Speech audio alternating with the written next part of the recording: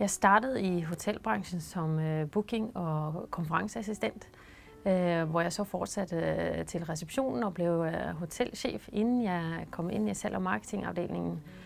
Og nu sidder jeg i HR og arbejder rigtig meget med Scandic Business School.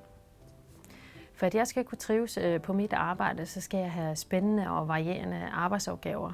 Og jeg skal have rigtig gode og sjove kollegaer, der er motiveret og bidrager til et godt arbejdsmiljø.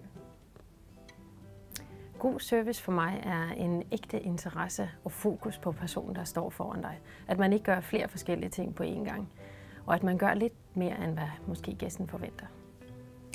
Muligheden for personligt at kunne udvikle sig i Scandic er fantastisk store. Der er så mange forskellige hoteller i så mange lande, og jeg selv er måske det allerbedste eksempel. Jeg kommer selv fra Norge, og nu er jeg i Danmark. Jeg er gået fra hoteldrift til administration og har haft forskellige funktioner og sidder nu i HR. Så muligheden er der, hvis du selv vil.